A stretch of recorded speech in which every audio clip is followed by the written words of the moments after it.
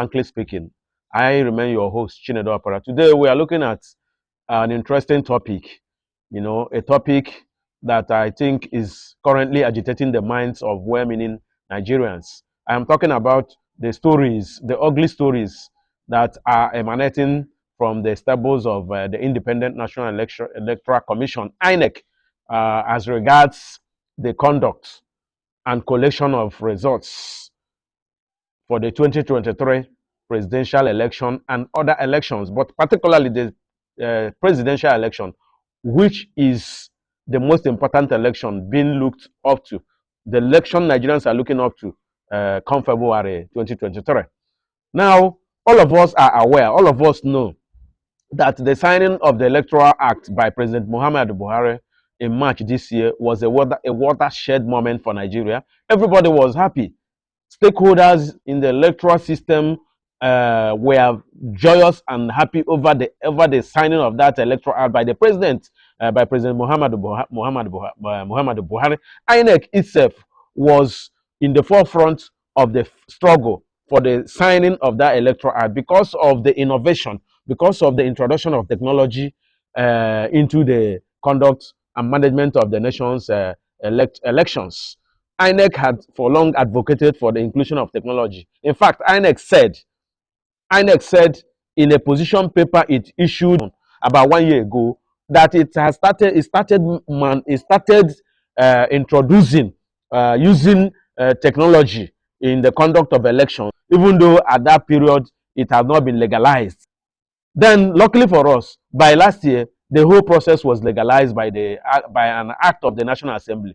Now, everybody expected that with the signing of that law, the electoral regime in Nigeria, will take a turn for the better. But unfortunately, few months to the election, we are now hearing different stories, from the being credited to the electoral body about the conduct of the conduct of 2023 election and the collection of results emanating from that results. It started like a joke.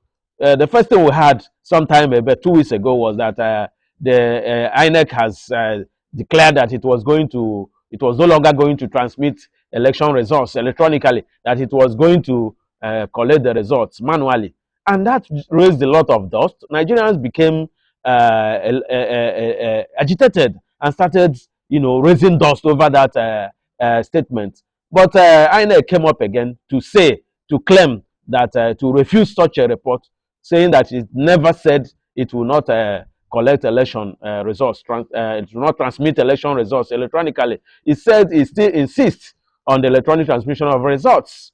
Now, with that statement, some people had some respite, thinking that, the whole problem is over. But a few days ago, we also had INEC saying that one of the challenges is going to face in the collection of results in 2020, in the conduct of election in 2023, is what it called geography, meaning that some areas, collection of results and transmission electronically may be a problem. That is what we think. That is what I think that statement portends, meaning that the idea or the fears that that the results may not be collected electronically may still be the idea in within the circles of the Independent National Electoral Commission, and maybe those the body is allegedly trying to work with in the coming elections. But this is uncalled for.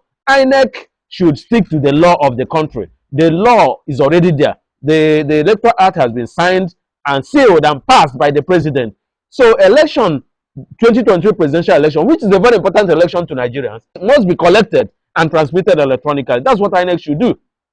We are not going to sit down and watch INEC indulge in the subversion and subversion of the will of the masses of Nigeria. No. So we are urging Nigerians of goodwill, Nigerians of conscience, to rise up now and talk to INEC and talk sense into INEC.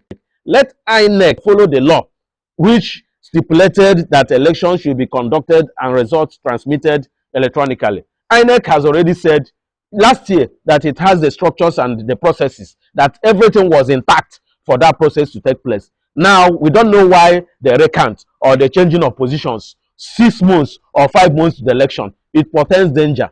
Maybe we don't know. We are not saying INEC is already rigging the election. It may be that they are planning to do such a thing, and that will be a dangerous game for them. Let them do away with, let them drop that idea now and go back to the system that is in place. That is what Nigerians want. That is what Nigerians desire. Nigerians want to vote and see their votes count, so that the man they voted for will be declared and returned as president of Nigeria. That is our wish. That is the prayer of every Nigerian. We don't want INEC should not in any way tamper with that wish, because tampering with that wish will be very, very dangerous. Nigerians will not take it lightly. Nigerians will not take it lightly, and that may lead to some problems for the body and for Nigeria generally. So let them help the country and help themselves. Do clean, clear, transparent, free and fair elections, and return whoever the people will elect as president, elect as their governors, elect as their senators, House of Representatives and House of Assemblymen. That's the only way Nigeria can move forward. That's the only way democracy can grow. Thank you, viewers, for tuning in to your program today. Thank you.